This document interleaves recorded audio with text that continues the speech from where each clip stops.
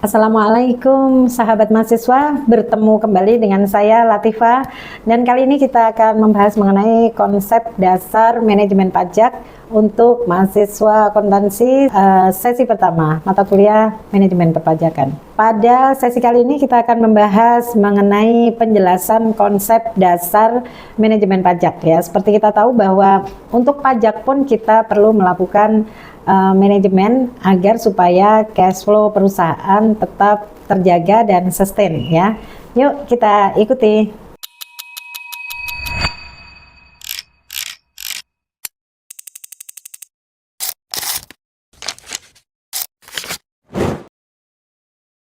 Nah, pada mata kuliah kali ini kita akan belajar tentang fungsi, tujuan dari manajemen pajak, kemudian persyaratan tax planning yang baik, serta strategi tax planning dan ketepatan menentukan bentuk usaha dalam melakukan tax planning. Berdasarkan Undang-Undang Dasar tahun 45, pada pasal 23 ayat 2, kita tahu bahwa segala pajak dan pungutan lainnya yang bersifat memaksa digunakan untuk keperluan negara berdasarkan undang-undang. Nah, begitu pentingnya pajak ini bagi pemerintah dan begitu pentingnya cash flow bagi perusahaan, ini menimbulkan satu kontras, negara memaksa kita dan perusahaan harus menyiapkan cash outflow untuk item pajak. Nah, bagaimana kita bisa memanage hal ini agar kita bisa comply terhadap peraturan perundangan mengenai perpajakan ini, dan pemerintah juga bisa mengatur kita dengan baik ya. Jadi karena pajak itu sifatnya memaksa, kita bisa melihat kembali by definition bahwa pajak itu adalah sifatnya memaksa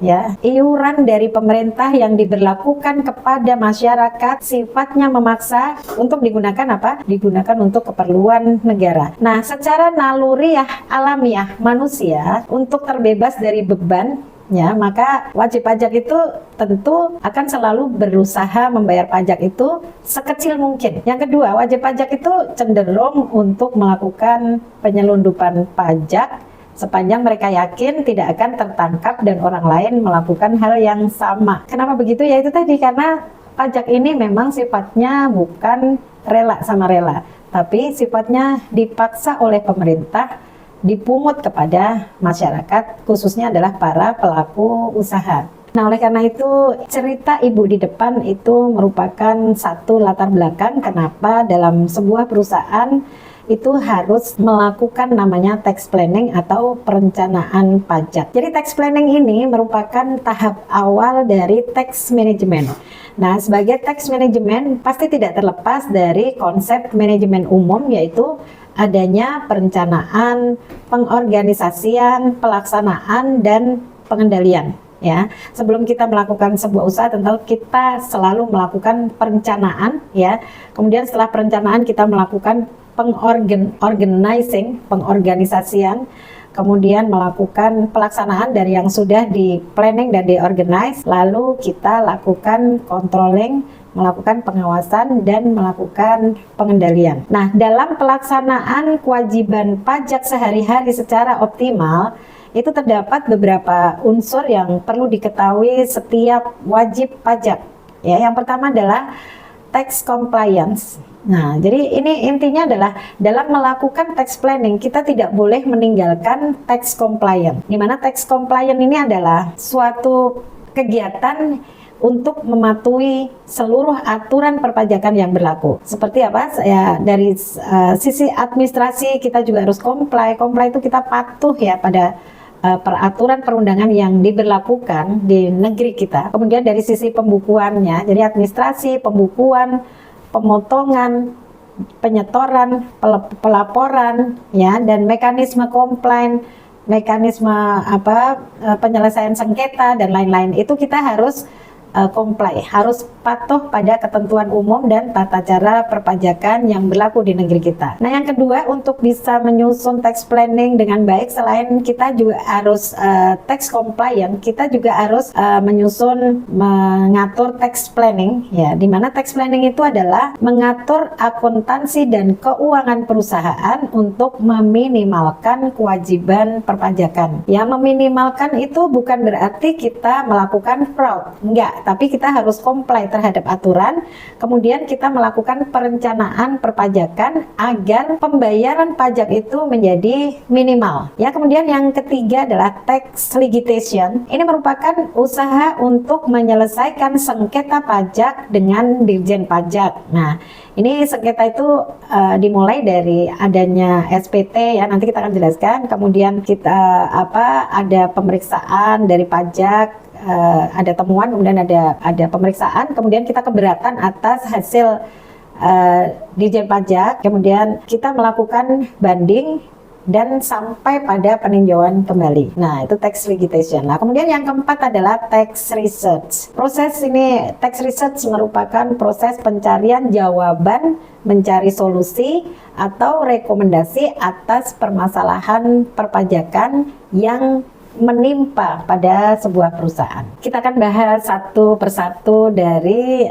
keempat unsur yang perlu kita ketahui sebagai wajib pajak dalam tax planning ini, ya. Yang pertama adalah tax compliance. Nah, tax compliance ini arti dalam bahasa Indonesia itu kita melakukan patuh atau taat pada ketentuan umum dan tata cara perpajakan. Nah, kepatuhan di sini bisa kepatuhan secara administratif atau formal dan kepatuhan secara teknis atau material. Kepatuhan secara administratif atau formal, ya, dalam hal ini tentang sejauh mana wajib pajak patuh terhadap persyaratan prosedural serta administrasi perpajakan, termasuk pula mengenai syarat bagaimana pelaporan serta jangka waktu untuk menyampaikan dan membayar pajak.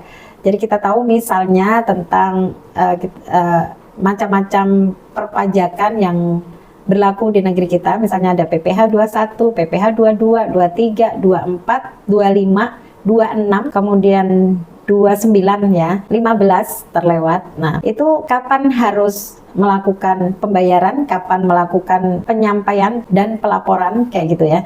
Ini kita harus mengetahui sebagai seorang tax planner, tentu kita harus comply dan kita harus mengetahui secara pasti kapan harus membayar dan melaporkan dan objek apa saja yang akan dikenai pajak tersebut, gitu, ya. Kemudian yang kedua adalah kepatuhan secara teknis atau material. Kepatuhan yang dimaksud dalam hal ini mengacu pada perhitungan jumlah beban pajak secara benar dan tepat.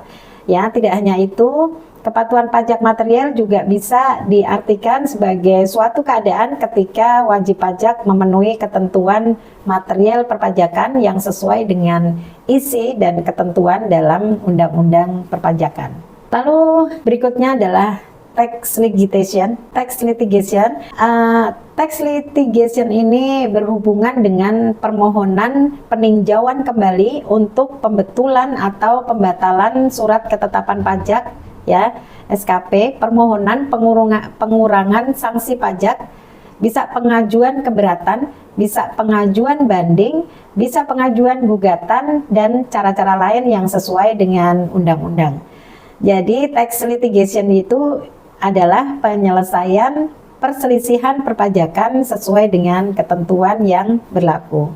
Nah, jika kita bisa melihat kondisi tax litigation di pengadilan pajak, ya, ini dari tahun 2013 sampai 2020, kita lihat bahwa jumlah yang masuk ini berwarna berwarna biru, ya, berwarna biru. Ini pada tahun 2013 ini jumlah berkas yang masuk itu 8.000, ya, 8.000 berkas. Kemudian memuncak sampai di tahun 2015. Nah, tahun 2015 menurun dan naik lagi masuk berkas itu di tahun 2019, semakin meningkat berkas yang masuk, ya. Artinya ini banyak masalah antara wajib pajak dengan fiskus. Lalu dari berkas yang masuk ini, berkas yang selesai itu, ya, grafiknya justru menurun sejak tahun 2016. Ya, ini penyelesaiannya menurun berkas yang keluar.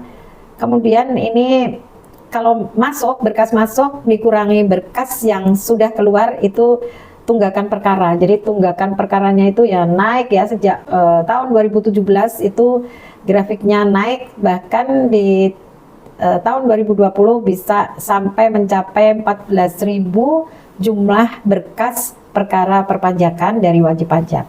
Hubungannya dengan litigation, tax litigation ini bagaimana kita mengetahui alur penyelesaian sebuah sengketa pajak ya.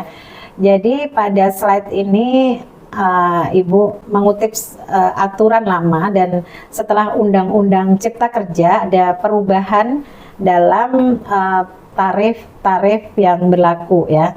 Jadi alur penyelesaian sengketa pajak itu bermula dari pelaporan SPT dari wajib pajak ya. SPT ini kemudian akan dilakukan pemeriksaan oleh Dirjen Pajak melalui KPP. Nah, kemudian Dirjen Pajak akan menerbitkan SKP atau surat ketetapan pajak. Nah, surat ketetapan pajak ini kalau wajib pajak tidak menerima, maka wajib pajak boleh mengajukan permohonan keberatan selama-lamanya 3 bulan sejak SKP diterbitkan. Ya. Kemudian permohonan keberatan ini akan diproses di Dirjen Pajak ya, selama-lamanya 12 bulan akan diterbitkan keputusan keberatan. Nah, keputusan keberatan itu ada 1 dari 4 kemungkinan yang bisa terjadi. Yang pertama adalah Dirjen Pajak akan melakukan penolakan atau menolak. Kemudian yang kedua bisa menerima sebagian. Yang ketiga adalah menerima seluruhnya. Yang keempat menambah besarnya pajak terutang. Nah, setelah keputusan keberatan itu tentu tahap pelaksanaan keputusan. Ya, pelaksanaan keputusan ini apabila tadi jawaban dari Dirjen Pajak adalah menolak atau diterima sebagian, maka wajib pajak wajib melunasi utang pajaknya ditambah denda. Kalau peraturan yang lama adalah 50%, maka setelah Undang-Undang Cipta Kerja itu dendanya 30%. Apabila keputusan keberatan ini ditolak oleh Dirjen Pajak ya, atau diterima sebagian, maka wajib pajak wajib melunasi utang pajaknya ditambah denda 30% dari selisih keputusan dari pajak yang telah dibayarkan ya. Jadi dalam besarnya denda ini mengalami perubahan dengan peraturan sebelum Undang-Undang Cipta Kerja dendanya itu adalah 50%, dan setelah Undang-Undang Cipta Kerja dendanya 30%.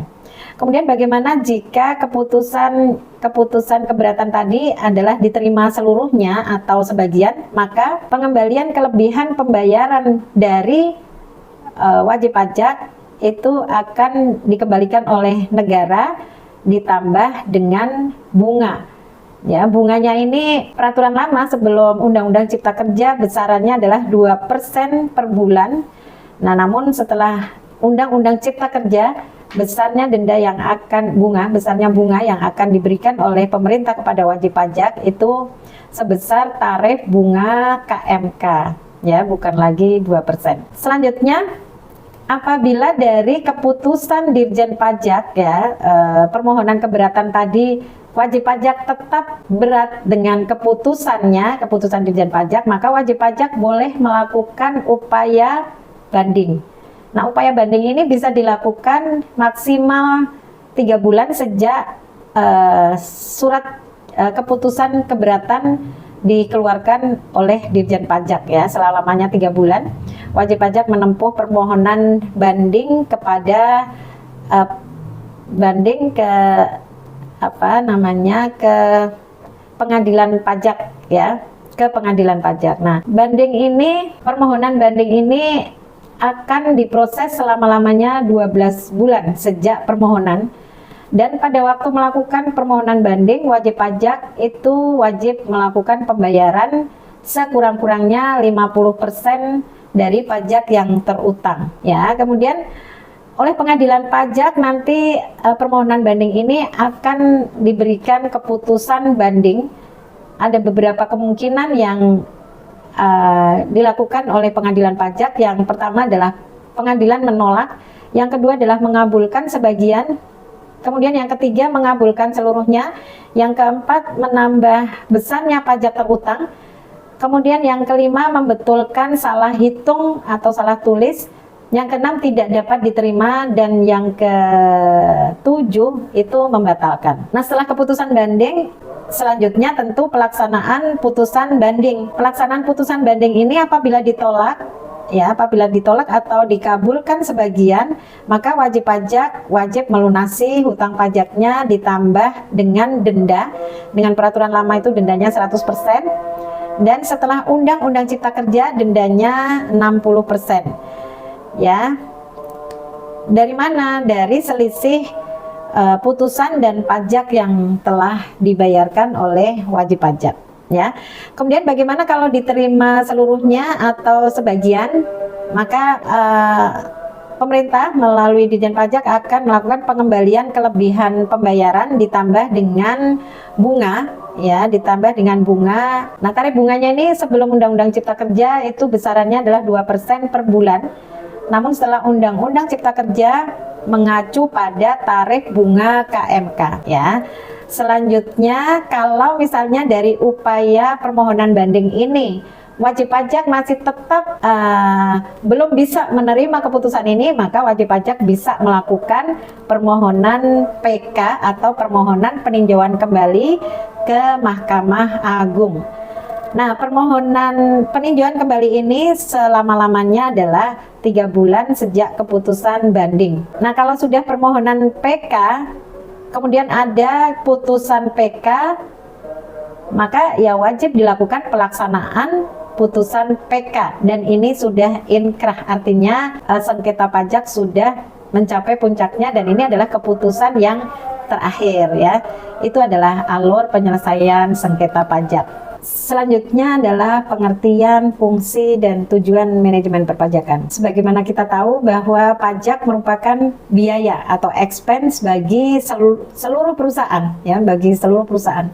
Jadi meminimalkan beban pajak itu sudah menjadi salah satu fungsi manajemen keuangan dan mematuhi semua peraturan-peraturan yang sudah ditetapkan. Bagaimanapun perusahaan itu selalu menjaga cash flow di perusahaan harus tetap aman, dan dia harus selalu bisa menjaga cash outflow-nya itu manageable, tidak terjadi surprising atau kejutan-kejutan dalam pengeluaran cash di perusahaan, ya.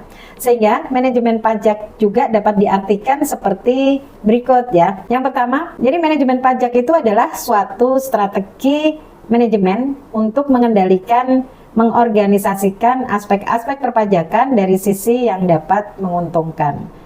Dapat menguntungkan artinya kalau bisa dihindari, ya dihindari. Kalau bisa dipending pembayarannya, ya dipending pembayarannya. Kalau ini tidak perlu membayar denda, ya jangan membayar denda. Bagaimana caranya supaya tidak membayar denda? Ya caranya kita harus comply, harus taat, harus patuh, harus mengetahui kapan objek apa yang dikenai, kemudian kapan harus dibayar, kapan harus lapor. Nah, itu akan kita terhindar dari denda pajak. Dan manajemen pajak juga bisa diartikan sebagai sarana untuk memenuhi kewajiban perpajakan dengan benar, tetapi jumlah pajak yang dibayar dapat ditekan serendah mungkin untuk memperoleh keuntungan.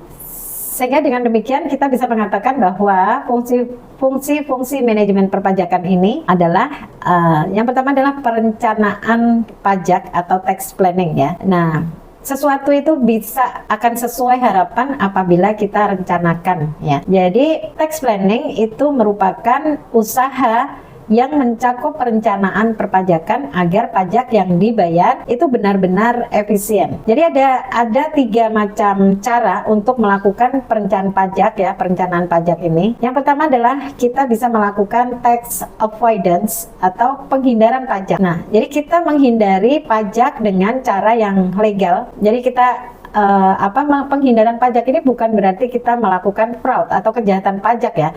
Kita menghindari pajak dengan cara yang legal sesuai dengan peraturan perpajakan. Jadi kita tetap comply terhadap ketentuan umum dan tata cara perpajakan. Itu yang pertama. Kemudian yang kedua adalah tax evasion. Tax evasion itu penggelapan pajak, ya. Penggelapan. Jadi ini dalam arti kita menghindari pajak dengan cara yang ilegal. Itu tax evasion itu lawannya tax avoidance. Kalau evasion ini ada unsur fraud di situ, ya, ada unsur fraud. Kemudian yang ketiga, kita tax saving. Tax saving adalah melakukan penghematan pajak, itu menghemat pajak dengan cara yang legal. Menghemat pajak itu ya kita, yang itu tadi, kalau bisa kita nggak kena denda, ya kenapa kita harus menunggu kena denda?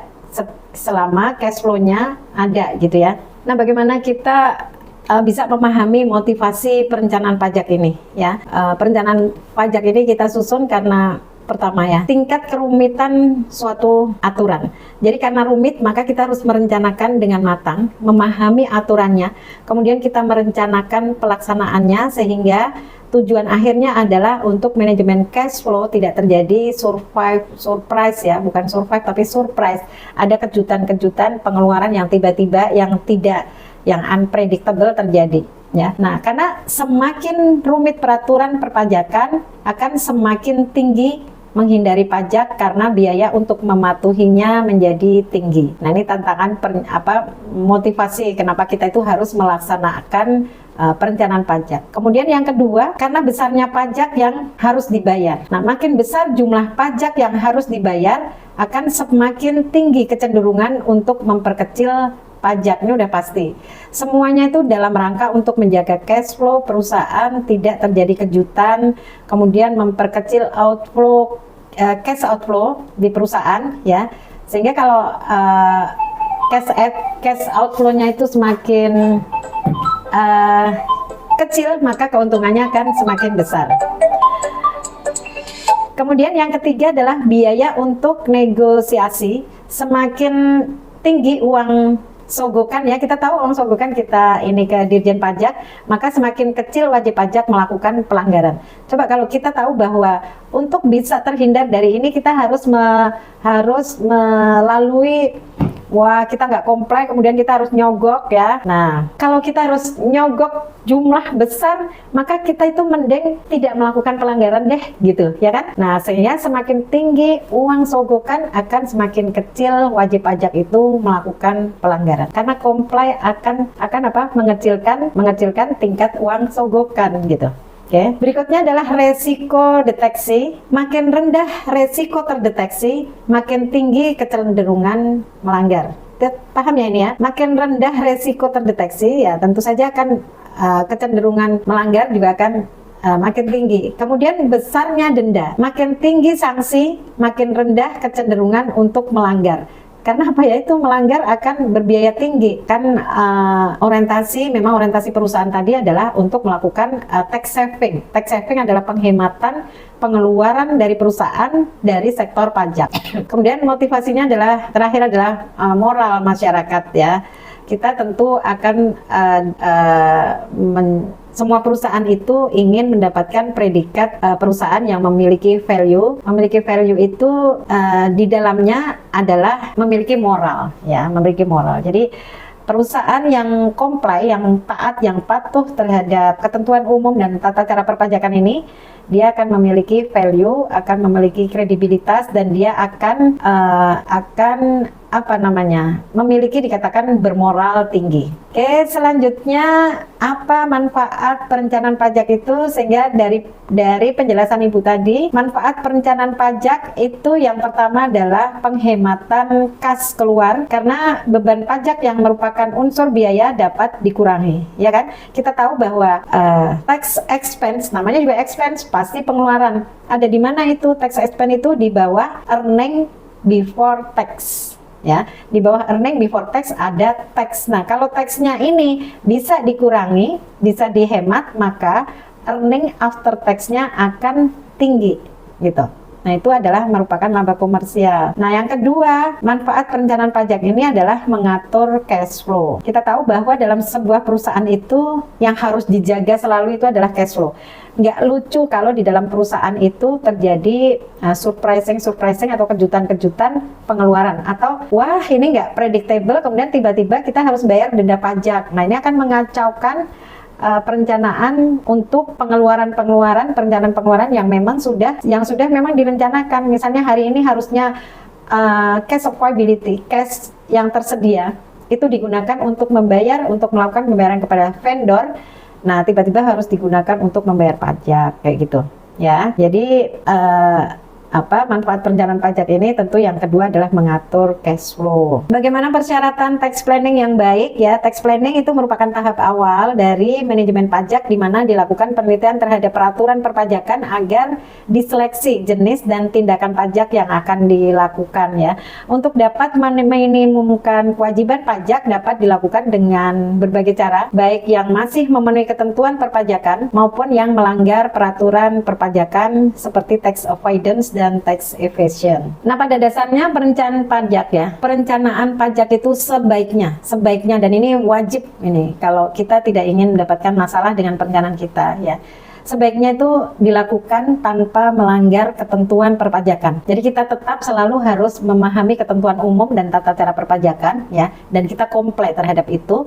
Kemudian yang kedua, tentu secara bisnis masuk akal ya, secara bisnis masuk akal, dan yang ketiga bukti-bukti pendukungnya memadai. Ini adalah persyaratan utama untuk melakukan perencanaan pajak yang baik. Nah, dalam menyusun tax planning yang tidak melanggar aturan pajak, paling tidak ada beberapa persyaratan yang harus dipenuhi ya untuk tidak melanggar nih, untuk tidak melanggar. Yang pertama tentu mengerti peraturan perpajakan atau peraturan yang terkait. Salah satu staff atau manajer keuangan itu wajib mengetahui poin-poin penting dalam ketentuan umum dan tata cara perpajakan di Indonesia. Kemudian yang kedua adalah menentukan tujuan yang ingin dicapai dalam tax planning. Lalu yang ketiga harus dipahami karakter usaha wajib pajak. Kaitannya dengan apa? Kaitannya dengan kita harus mengetahui kita ini menjadi subjek pajak apa dan objek pajak apa saja yang ada di perusahaan kita. Ya. Kemudian yang selanjutnya adalah memahami tingkat kewajaran transaksi yang diatur dalam tax planning, dan tax planning ini harus didukung oleh kebijakan akuntansi dan didukung bukti memadai secara umumnya ya.